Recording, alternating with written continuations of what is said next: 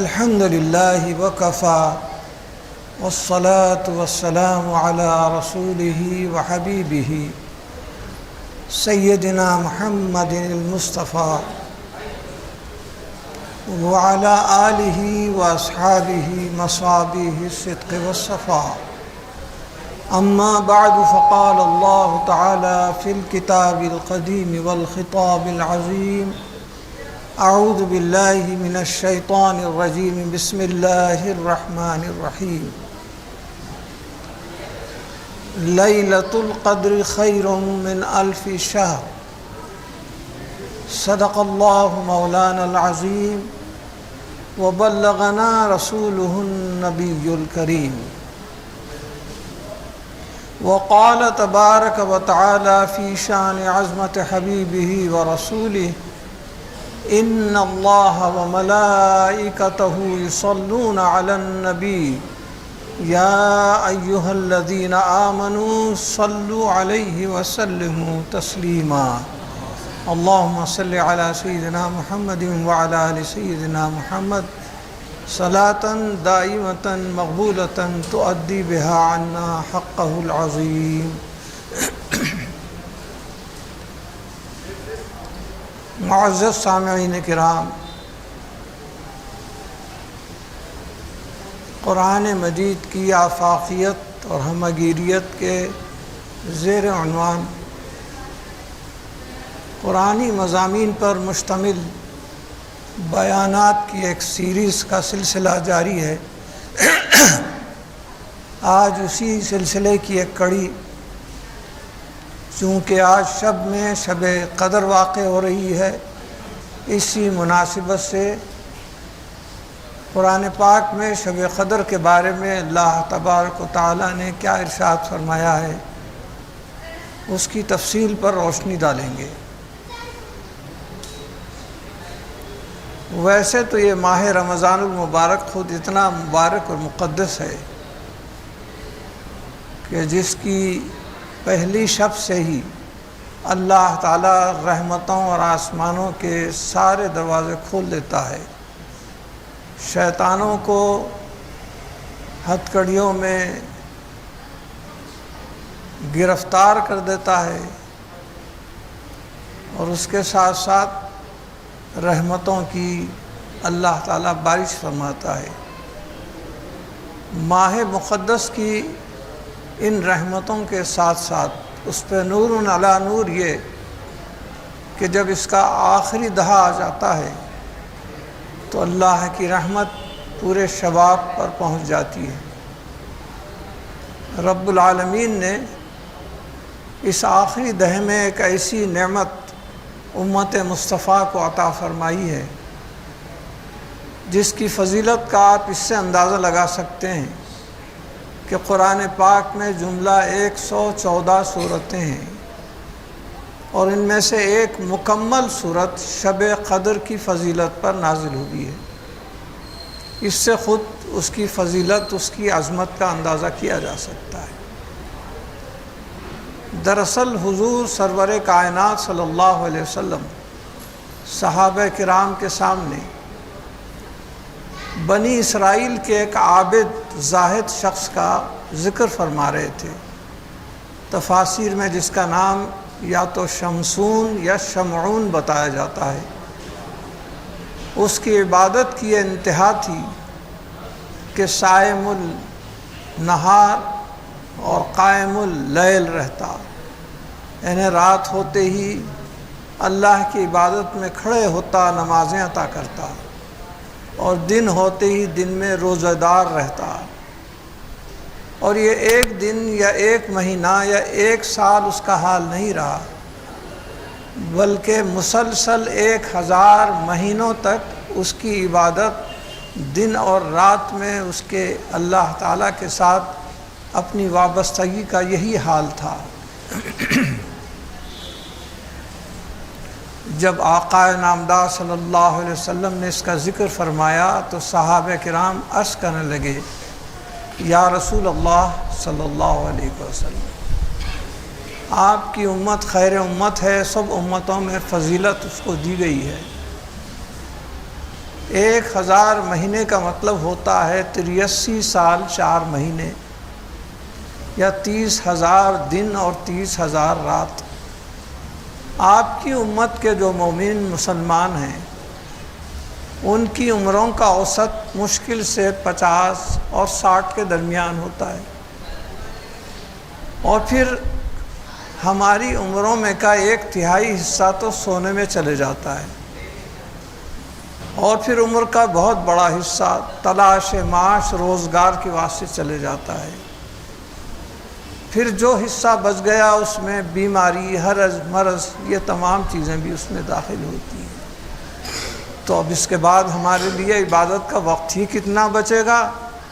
اور بنی اسرائیل کے اس عابد زاہد کی عبادت کے برابر ہم عبادت کیسے کر سکیں گے، اور اس کی عبادت سے زیادہ افضلیت ہمیں کیسے حاصل ہوگی۔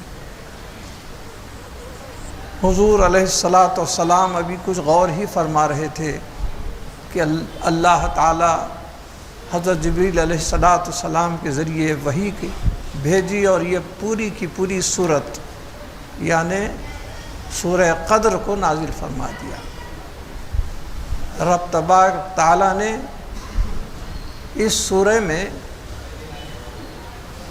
خاص طور پر یہ خوشخبری سنائی کہ ہمارے حبیب صلی اللہ علیہ وسلم، آپ یا آپ کی امت اس سے فکر مند نہ ہوں کہ ان کی عمریں کم ہوتی ہیں۔ ہم آپ کی امت کو ایک ایسی عظمت والی رات عنایت کر رہے ہیں کہ اگر وہ صرف ایک رات عبادت کر لیں جاگ کے آپ کی امت میں سے کوئی ایک، تو اس کی عبادت کا ثواب اس بنی اسرائیل کے عابد زاہد شمسون یا شمعون کی 1000 مہینے کی عبادت کے ثواب سے بھی زیادہ ہوگا، جس میں شب قدر شامل نہیں ہوگی۔ یہ بشارت یقیناً امت مصطفیٰ کے لیے ایک ایسی نعمت ہے،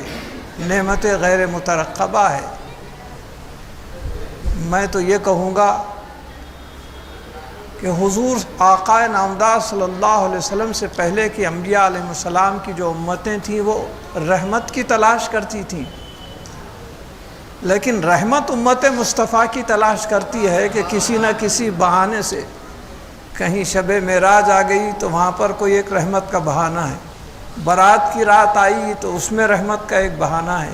اور قدر کی رات آ گئی تو اللہ تعالیٰ رحمت کو امت مصطفیٰ پر بھیجتا، اس کی بارش موسلا دھار بارش کرتا ہے۔ اس زمانے میں کم سے کم وقت میں زیادہ سے زیادہ کام، یا کم سے کم وقت میں زیادہ سے زیادہ فاصلہ طے کرنا، یہ اس صدی کی سائنسی ترقی کا کمال ہے۔ اور حضور صلی اللہ علیہ وسلم کے صدقے اور طفیل میں رب العالمین نے صرف ایک رات کا وقت دیا ہے، کدھر بنی اسرائیل کے عابد کے 83 سال 4 ماہ، اور کدھر امت مصطفیٰ کی شب قدر کی صرف ایک رات۔ ان دونوں کا تقابل کیجئے تو اس ایک رات کی عبادت کو اللہ تعالیٰ نے ان 1000 مہینوں کی عبادت سے بھی زیادہ اس کا ثواب عطا فرما دیا۔ یہی وجہ ہے کہ شب قدر کو اللہ تعالیٰ نے لفظ قدر سے یاد فرمایا، اور عربی ایسی فصیح و بلیغ زبان ہے کہ اس میں ایک ایک لفظ کے کئی معنی۔ آپ نے فصاحت اور بلاغت کے اوپر تو ایک پورا لیکچر سماعت فرمایا ہے، یہاں پر لفظ قدر کے معنی بھی خود قرآن میں 3 بتائے جاتے ہیں۔ ایک قدر کے معنی ہوتے ہیں کسی کی عظمت، کسی کی عزت، کسی کی قدر کرنا، اس کے معنی قدر کے ہوتے ہیں۔ یہ پوری طرح صادق آتے ہیں، کیونکہ قدر والے فرشتے نے قدر والی کتاب قدر والے پیغمبر پر نازل کی، اس وجہ سے اس رات کو شب قدر بنا دیا گیا۔ دوسرے قدر کے معنی ہوتے ہیں اندازے کے، کسی چیز کا شیڈیول بنانا، پروگرام چارٹ آؤٹ کرنا۔ تو اللہ تعالیٰ قدر کی رات میں آئندہ سال کی شب قدر آنے تک جتنے بھی واقعات ہوتے ہیں، حادثات ہوتے ہیں، لوگوں کی پیدائشیں ہوتی ہیں، اموات ہوتی ہیں، ان سب کے احکام جو متعلقہ فرشتے ہیں ان کے حوالے فرما دیتا ہے۔ گویا یہ ایک پروگرام ایک سال کا اللہ تعالیٰ اندازے کے طور پر جو دے دیتا ہے، تو یہ بھی اندازے کے معنی بھی پوری طریقے سے یہاں پر اپلیکیبل ہوتے ہیں۔ تیسرے معنی قدر کے آتے ہیں تنگی کے۔ دراصل اس رات اللہ تعالیٰ کے حکم سے فرشتوں کی اتنی تعداد زمین پر نازل ہوتی ہے کہ ہماری آنکھیں ان کو دیکھ نہیں سکتی، وہ لطیف مخلوق ہوتی ہے، ہم ہاتھوں سے محسوس بھی نہیں کر سکتے۔ تفاسیر میں لکھا ہوا ہے کہ زمین کے اوپر کنکریوں کی جتنی تعداد ہے اس سے بھی زیادہ تعداد میں فرشتے نازل ہوتے ہیں، اور جب اتنے فرشتے نازل ہوتے ہیں تو فضا تنگ ہو جاتی ہے، لہٰذا اس کو شب قدر کہا جاتا ہے۔ تو قدر کے معنی تنگی کے بھی یہاں پوری طرح صادق آتے ہیں۔ اللہ تعالیٰ نے اسی سورہ قدر میں قدر کی رات کی فضیلت مزید بیان فرمائی ہے۔ تنزل الملائکۃ والروح، اس رات میں فرشتے اور روح یہ نازل ہوتے ہیں۔ تو فرشتے کے بارے میں تو ابھی آپ سماعت فرمائے کہ اللہ تعالیٰ اتنے فرشتوں کو نازل کرتا ہے کہ فضا تنگ ہو جاتی ہے، لیکن یہ روح کا کیا معاملہ ہے؟ روح بھی نازل ہوتی ہے تو اس سے کیا مراد ہے؟ تفاسیر میں اس کے مختلف مفہوم بتائے گئے ہیں۔ ایک تو قرآن پاک میں حضرت جبریل علیہ السلام کو روح الامین بنایا گیا ہے، ان کا لقب ہے روح الامین۔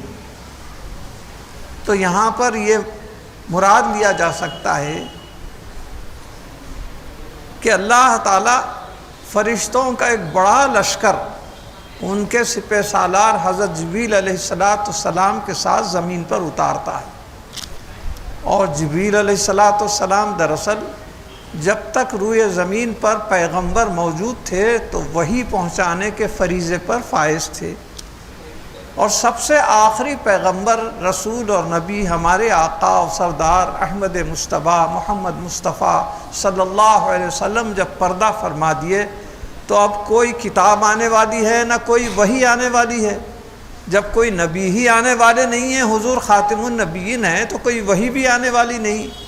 لہٰذا حضرت جبریل علیہ السلام کا جو فریضہ تھا وحی پہنچانے کا وہ ختم ہو گیا،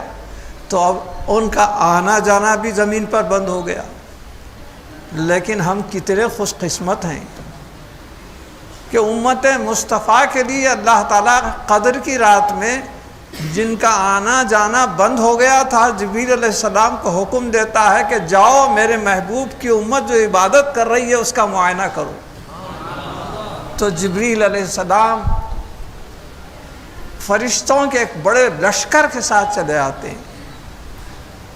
تفاسیر اور احادیث میں یہ بھی لکھا ہے، جس سے ہم سن کر ایمان تازہ ہو جاتا ہے، کہ یہ صرف آ کے عبادت کرنے والوں کا معائنہ ہی نہیں کرتے،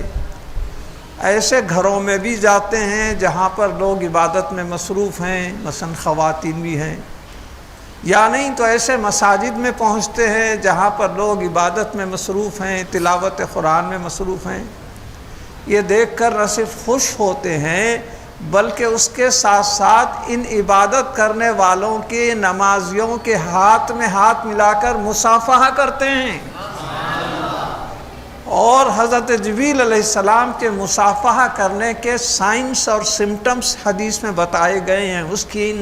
علامات اور نشانیاں یہ ہے کہ جب کبھی عبادت کے دوران جسم پہ رونگٹے کھڑے ہو جائیں، آنکھ پہ کانٹے آ جائیں، تو سمجھو کہ اس وقت تمہارے ہاتھ میں کوئی فرشتہ ہاتھ ملا کے مصافحہ کر رہا ہے، یا نہیں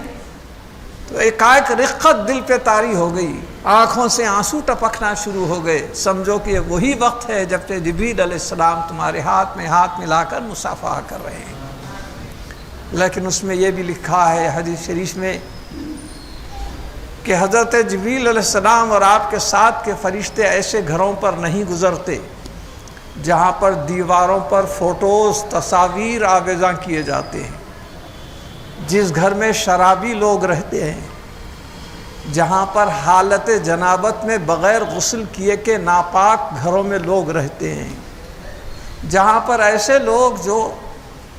صلہ رحمی کو قطع کر دیتے ہیں، یعنی اپنے خون کے رشتے والوں سے اپنے رشتوں کو ختم کر دیتے ہیں، ان سے قطع تعلق بائیکاٹ کر لیتے ہیں، ایسے لوگوں کے گھروں میں یہ فرشتے داخل نہیں ہوتے۔